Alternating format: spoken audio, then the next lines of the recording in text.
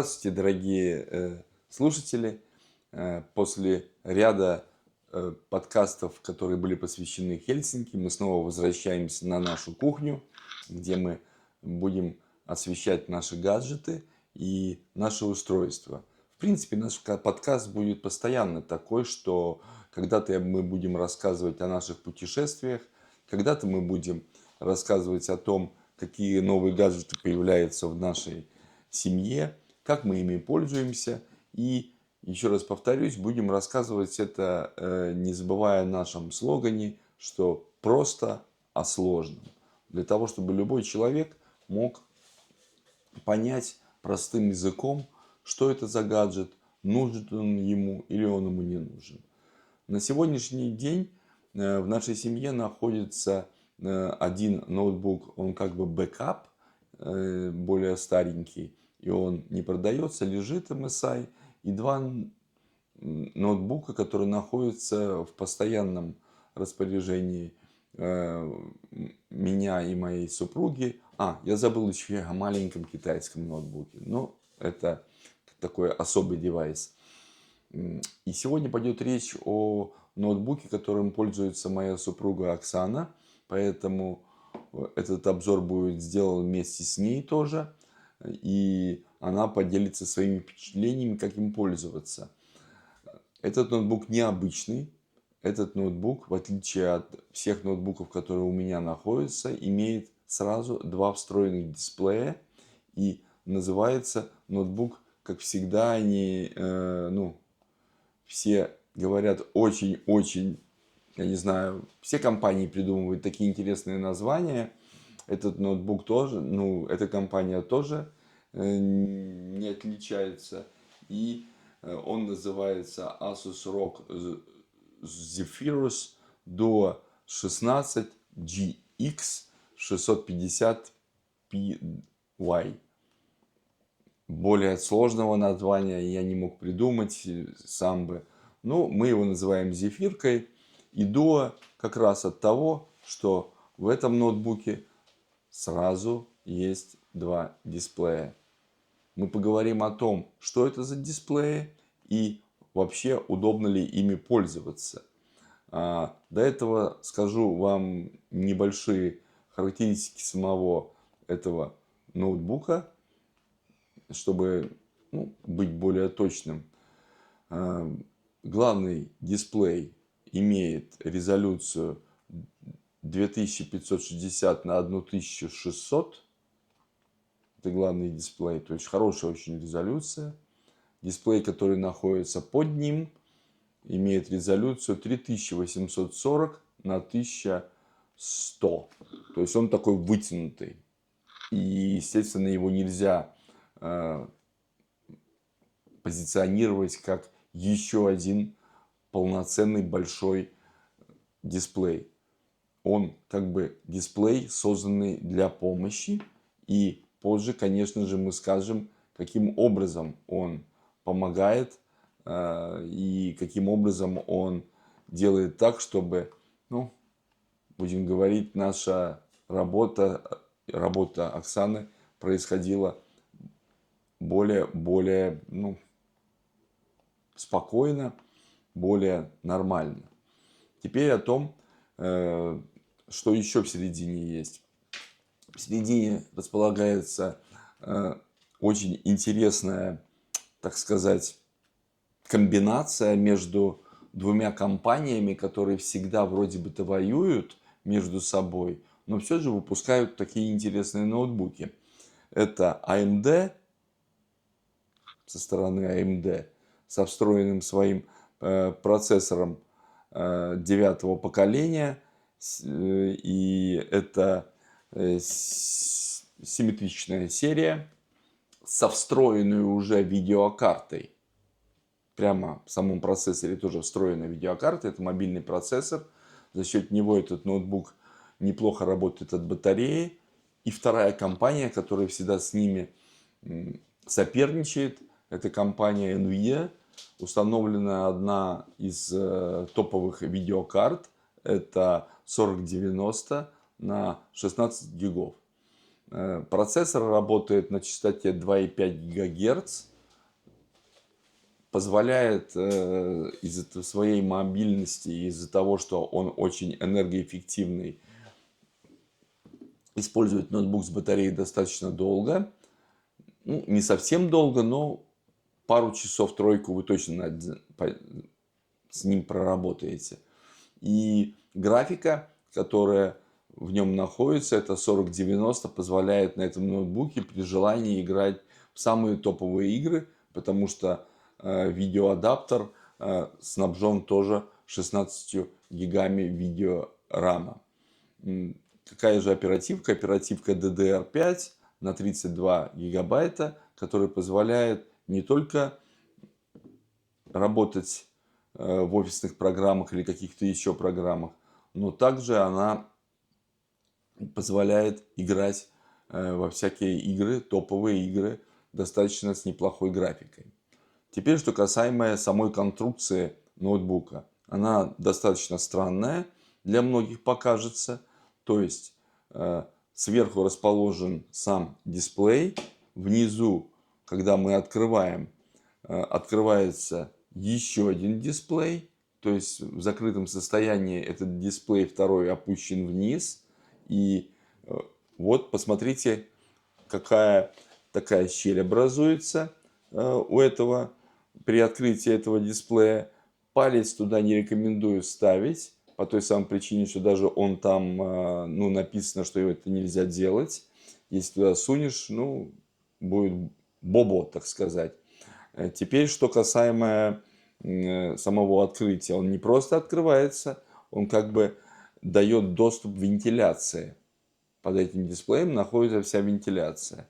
Это интересно еще так, что вся панель клавиатуры смещена к пользователю. Многим это не очень удобно. Для этого, конечно, было в комплекте, но не особо Оксана пользуется, такая подушечка на запястье, чтобы лежали. Но так как ноутбук достаточно тонкий, для своей мощности достаточно легкий. Что такое легкий и что такое мощный, сейчас скажу. Легкий в самом толстом он 20 миллиметров, в самом толстом состоянии. И сам ноутбук весит 2,6 килограмма. И за счет этого, ну, он достаточно, я считаю, не тяжелый. Многие ноутбуки с дисплеем. Также я забыл сказать, что дисплей здесь 16 дюймов. И поддерживает HDR, естественно. Вот. С частотой хорошей на 120 кГц. То есть играть в игры без смазов и так далее вы можете очень нормально. Но, естественно, этот сам лаптоп весит 2,6, но всегда все производители забывают о том, что также есть и блок питания. Вот такой вот кирпичик вы должны прибавить обязательно к весу моего ноутбука. Но каково же мое было удивление, когда я увидел, сейчас я не буду даже его показывать, просто покажу, что у этого ноутбука есть два блока питания. Один вот такой огроменный, который позволяет работать с видеокартой и играть в всякие топовые игры, в 3D рендерингом заниматься. И второй, он примерно вот такой вот маленький, немножко большим, чем зарядка для мобильного телефона, и в 2 раза тоньше, чем этот, да, который мы подсоединяем уже не к самому порту для зарядки самого ноутбука, а также у ноутбука есть порты Type-C, и с помощью этих портов мы тоже можем подключить другой блок питания и брать его с собой, если мы не хотим играть и мы хотим заниматься какими-то офисными приложениями, и нас это будет устраивать. Но предупреждаю, что если вы при использовании этого маленького такого вот блока питания захочете поиграть в какие-то достаточно энергоресурсные игры или что-то запустить очень мощное, этот маленький блок питания не будет справляться с зарядкой вашей батареи. В результате она будет опускаться ниже и ниже, и в конечном итоге разряжаться. Некоторое время он вам позволит это делать, некоторое время он увеличит работы, но не так, как большой блок питания. В принципе, это неплохое решение. Если человек дома, к примеру, хочет играть в игры или заниматься какими-то 3D рендерингом видео, также он хочет, допустим, заниматься фотографией, когда, естественно, он может использовать два блока питания. Один держать дома, и, к примеру, у него есть офис, куда он берет этот лаптоп, а второй держать в офисе. Очень удобно, я считаю. Вот это решение прям браво. На фоне того, что многие производители ноутбуков при их дороговизне ноутбуков, а этот ноутбук тоже не дешевый, поверьте мне, не ложат настолько маленький, мало аксессуаров, что я уже шучу, что скоро они блоки питания перестанут ложить, типа покупайте сами. Поэтому это, конечно, большой плюс у этого лаптопа. Теперь немножко, будем так говорить, минусов или предпочтений, будем говорить. Потому что каждый человек работает по-разному, и для каждого это есть плюсы или минусы. И потом тоже Оксана поделится своими впечатлениями, как работать с этим лаптопом и какие плюсы и минусы для нее. По поводу вот этой вот клавиатуры. Если вы тот гик или тот программист или кто-то еще, кто хочет работать вот с этой клавиатурой, вот она, и вы хотите его открыть, к примеру, во время езды на трамвае, поезде, в самолете.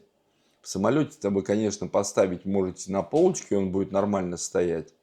Но вот, к примеру, с колен, мое мнение, пользоваться, когда руки будут совершенно вот здесь, очень неудобно. Вам даже некуда будет опереть руки сами, когда вы будете печатать на этом. То есть этот лаптоп предназначен только для того, чтобы стоять на самом столе. Но я правша, поэтому для меня это никакой не минус. Но было очень удивительно, почему они не подумали один, допустим, ноутбук делать, какую-то часть ноутбуков такие же сделать для левшей.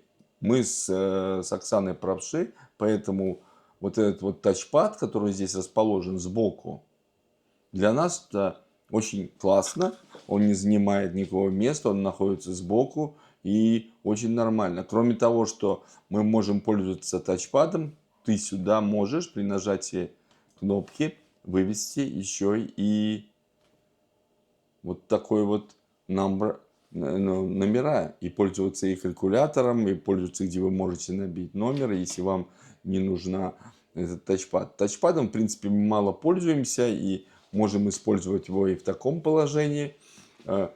Супруга использует для этого ноутбука вот эту вот изящную мышку, которая очень тоненькая и очень плохая, и позволяет работать удобно с этим ноутбуком и брать ее с собой. Это тоже компания Asus сделала. У нее даже две спинки вот этих, одна белая, другая черная, можно меняться. Тоже очень приятный такой бонус. Хорошо заряжается, неплохой отклик. Даже есть такой вот ярлычок. То есть мышка предназначена прямо для того, чтобы ее взять куда-то, положить в портфель и после этого ей пользоваться. То есть вот это вот неплохая идея тоже и с мышкой, и очень это неплохо. Теперь следующее. Мои, чисто как у технаря, у человека, который увлекается очень гаджетами, я всегда почему-то уверен, что вот этот симбиоз между AMD и NVIDIA не всегда удачен. Сейчас объясню почему. Если у вас есть карта NVIDIA, то она обязательно должна апдейтивать свои драйвера на свою видеокарту. Если у вас есть AMD процессор и там тоже встроена видеокарта, тоже все драйвера должны апдейтиваться. Но в чем интерес? Здесь встроена тоже умная система, которая определяет, когда вам надо пользоваться вот этой вот картой, которая находится в самом процессоре, то есть AMD, или когда вы пользуетесь картой NVIDIA. И не всегда это делается корректно. То есть, как бы нету договора между двумя этими видеокартами, между двумя этими компаниями, как плавно и бесшовно пользователь будет пользоваться двумя вот этими решениями. То есть, иногда, когда ты запускаешь какое-то мощное решение, ноутбук не понимает, запускает его на видеокарте, которая встроена в AMD Ryzen, и этого недостаточно бывает, он может тормознуть. Тут надо, как говорят, я вот говорю тоже, пошаманить немного, понастраивать, и тогда ноутбук будет работать плавно. Но так как у меня сайт, то есть не сайт, а мой блог называется просто о сложном, я люблю все простое в использовании. Я надеюсь, что когда-нибудь к этому вот этот симбиоз из двух компаний придет и не будут драться за приоритеты. Естественно, если мы имеем такой процессор от AMD, он всегда сейчас демпингуется своими ценами, поэтому ноутбук становится дешевле. Если бы мы сюда поставили процессор от Intel i9 или i7 хотя бы, то, во-первых, мы бы лишились немножко мобильности, потому что он меньше держит и больше хочет ресурсов, и за счет этого батарея будет меньше держать. А второе, он бы немножко больше грелся. И, как я вам говорил, физику не обманешь. Ноутбук 20 миллиметров только. И если бы мы стали бы пользоваться еще и мощнейшим процессором, он бы мог разогревать этот ноутбук до плойки, будем так говорить, или утюга, ну или плиты. И на нем бы потом мы готовили яичницу, а не работали с ним. То есть это неприятно. Конечно же, когда выдувается воздух горячий из-под этого маленького дисплея, то мы руками это не ощущаем. И вообще тепло мы не ощущаем, потому что вот эта вся клавиатура снесена вниз. То есть все теплые элементы расположены под маленьким дисплеем. Конструкция самого дисплея, она неплохая. То есть я вот сейчас вам немножко продемонстрирую, как он закрывается. Вот он. Такая происходит магия. Он опускается вниз. Вот он. Почти опустил вниз. Теперь вот он поднимает таким образом. Что есть у этого ноутбука? Это 100% это эффект вау. То есть люди видят маленький, тонкий, небольшой, с маленькими рамками, пускай на 16 дюймов, ноутбук в закрытом состоянии. Если вы пришли в какой-то офис, не ваш, где уже привыкли к вашим чудачествам и к вашим гаджетам, то люди ожидают, что ты откроешь, и тут обычный ноутбук. Но я вам гарантирую, когда вы покупаете такой ноутбук, приходите в офис или куда-то, в кафе там, или еще вы где-то хотите открыть, сколько бы эти ноутбуки не выпускались, всегда есть эффект вау, и обязательно кто-нибудь обернется и сделает глаза, как у рыбы. Что это такое вообще? Это из космоса прилетело? Или что это такое? В этом отношении он, конечно, если вы хотите этого эффекта, он классный. Сделан очень качественно, прекрасно. То есть, мое мнение, что вот этот вот прекрасный его сделанное из пластика такого качественного, да, вот с такой вот линией прекрасной, с такими перфорированными точками. Очень красиво сделано само название и сам логотип компании. На самом дисплее маленьком тоже написано Rode Zephyrus. Он матовый. Он, конечно, марки, но не очень марки. Он не очень марки. И сам дисплей, он тоже не тачскрин, поэтому он не марки. Большой дисплей не тачскрин, а вот маленький, в чем у него тоже большое преимущество, он тачскрин. Есть очень много программ, начиная профессиональных программ для, допустим, рендеринга по фотошопу, по каким-то еще, кто занимается фотографией. Этот маленький экран, конечно, в этом смысле очень сильно может помочь.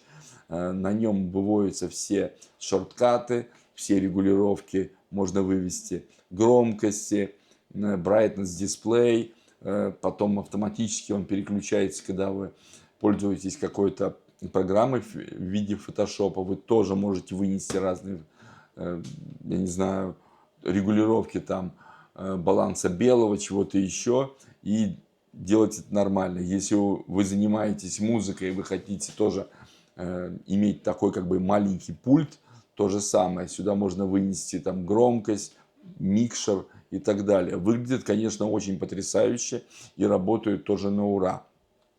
Если же вы не хотите заниматься этими шорткатами, вы можете вынести любые другие программы вниз, то есть используем drag and drop.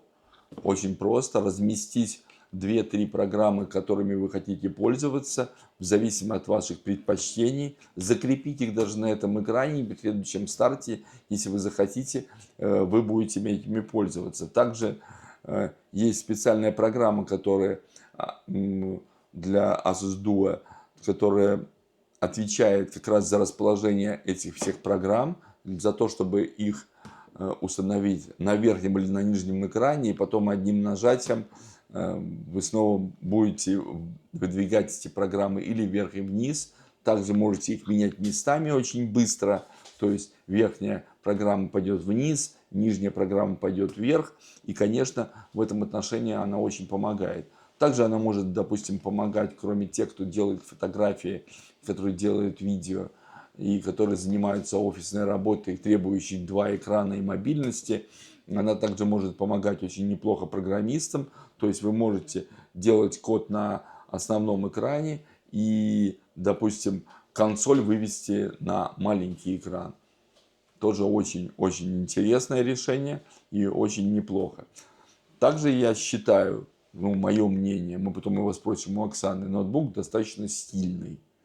То есть вот он такой и строгий вроде бы, и 2 экрана, но он еще и стильный. То есть вся конструкция продумана очень интересно. Дисплей этот второй приподнимается. Сам он, когда его берешь в руки, и он не открыт, он достаточно тонкий, мое мнение, и выглядит очень изящно. Во всяком случае, если взять ноутбук, которым я сейчас пользуюсь, основным MSI Titan, то Titan, он просто выглядит действительно как Titan по сравнению с ним. И мы сразу же с Оксаной поняли, что вот такой ноутбук, это как бы больше для нее, как для девушки, для женщины, вот очень такой изящный, а тот монструозный, это как раз для меня. Вот это вот мое мнение как не просто техника тоже, а мнение человека, который увлекается гаджетами и который знает, как настраивать любой гаджет и может это с любым даже человеком поделиться. А сейчас мы уступим место моей дорогой супруге Оксане, которая принимает участие. И сейчас она работает в виде оператора, кстати. И я заменю ее на посту оператора. Она сядет на мое место. И мы у нее поспрашиваем, как этим ноутбуком пользоваться просто простому пользователю, девушке, я не скажу блондинке, потому что я не имею таких стереотипов.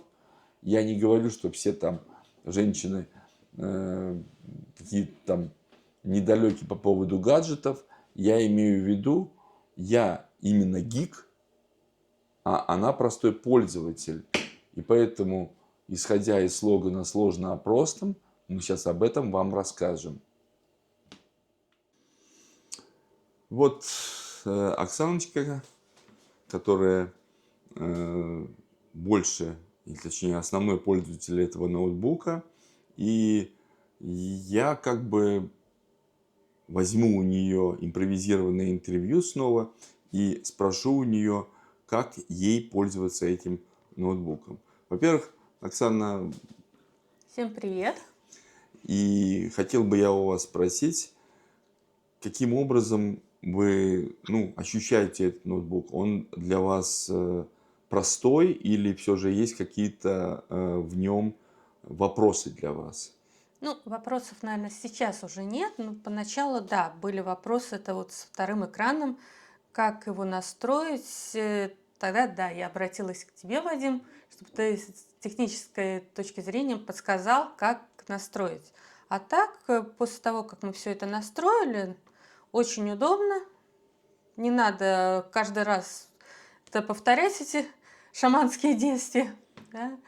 Поэтому один раз настроил, под себя настроил, и все прекрасно работает. Да, видите, так как ноутбук немножко, можно сказать, гиковский, поэтому, естественно, будьте готовы к тому, что вам надо будет его настроить все же под себя. Скажи, как тебе пользоваться вот такой клавиатурой, которая смещена вниз? Удобно или все же ты какой-то ощущаешь дискомфорт? Я скажу так, что она для меня как на обычном ноутбуке. Да, я не чувствую никакой разницы, что-то, какой-то дискомфорт или еще что-то. Мне даже вот эта вкладка, которая для ручек, на данный момент не нужна.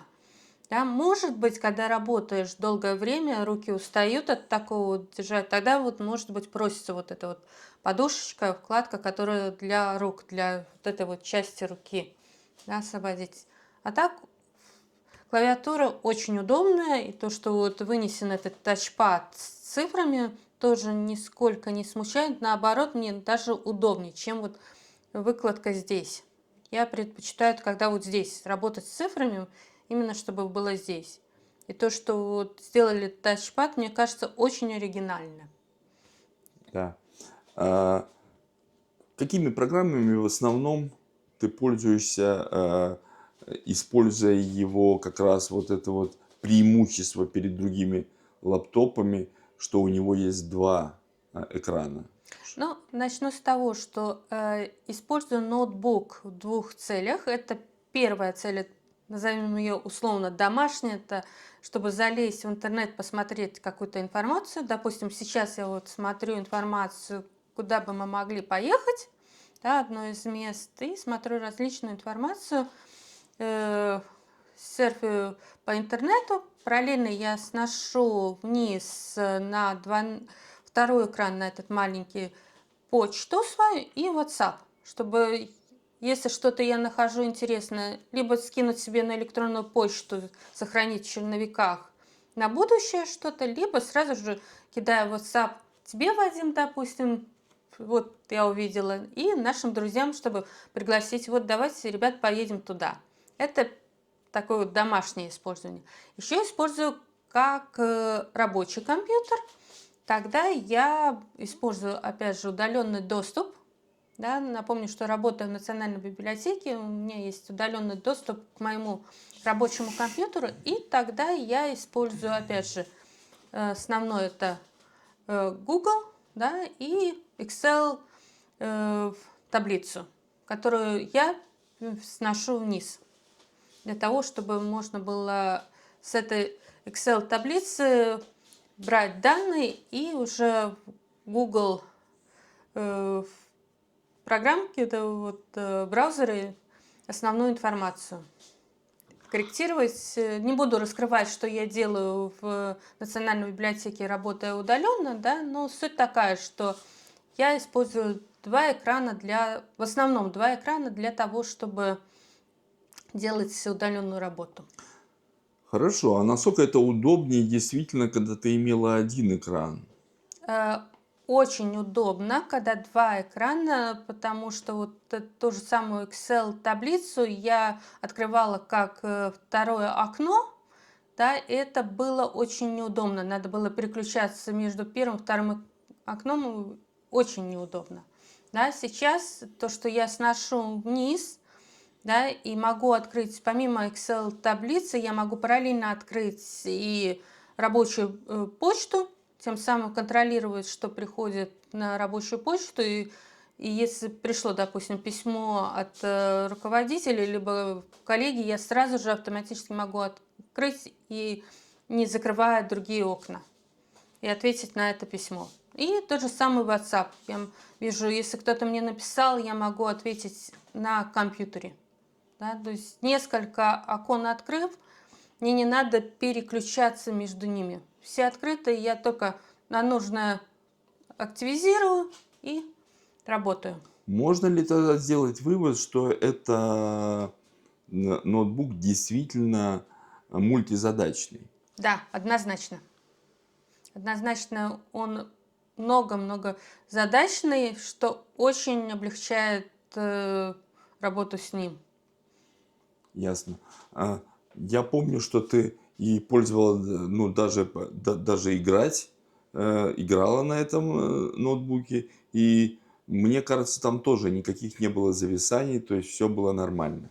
Зависаний не было, но так как я не такой большой игрок, может быть, как ты, да, я больше предпочитаю использовать для игры другие наши гаджеты.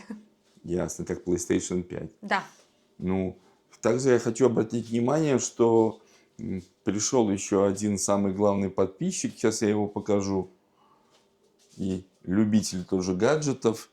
Это наша Маша, которая всегда не упускает возможности посидеть рядом со мной и с Оксаночкой, если надо что-то помочь, а может даже иногда проконсультировать.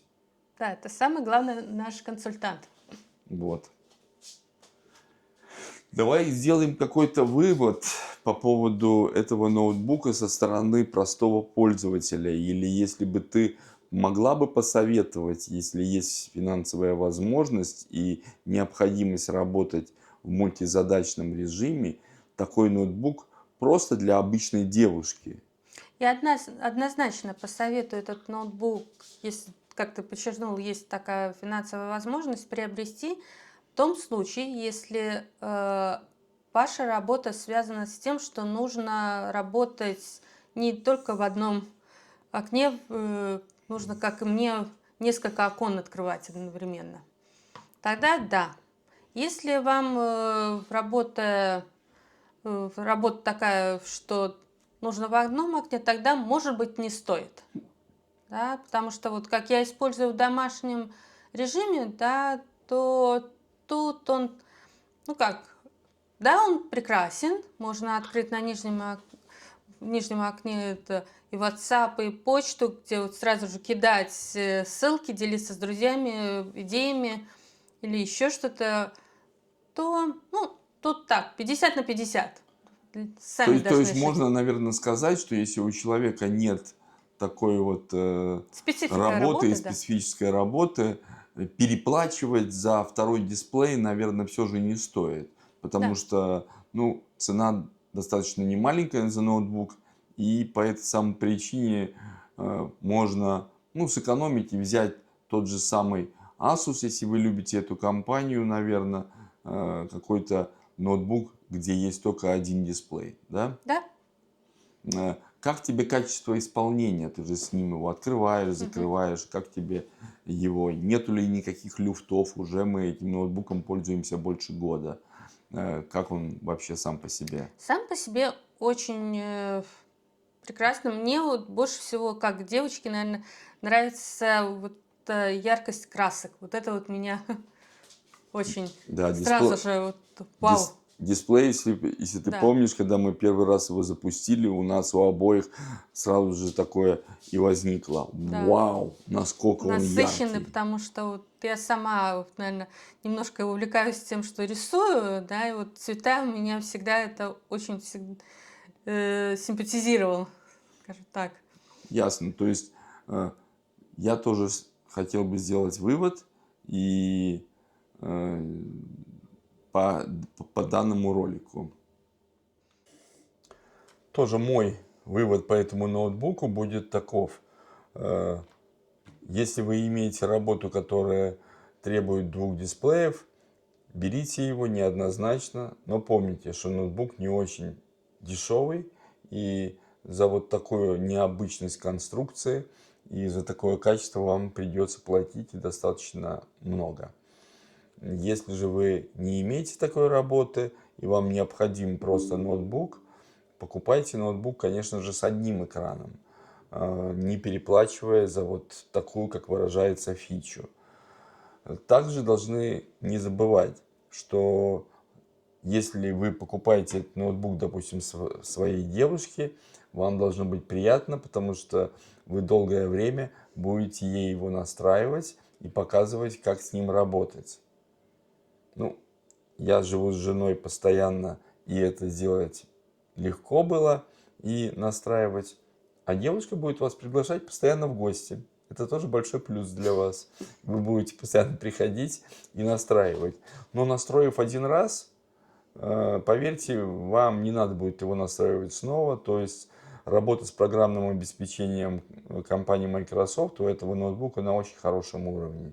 Все апдейты прилетают очень хорошо, и работает он на операционной системе Windows 11, и все последние апдейты на нем уже есть и работают достаточно плавно. На этом мы будем заканчивать наш подкаст, наверное, да, Оксан? Да. Да. И до следующих встреч. Спасибо. Подписывайтесь на нас, поставьте лайк или дизлайк, если вам это видео не понравилось. Мы тоже будем знать. Но не пишите просто дизлайк, а просто скажите, что вам именно не понравилось. Что вам не хватило? Да, что вам не хватило, и мы это обязательно исправим в следующих наших подкастах. До следующих встреч. Пока. Пока.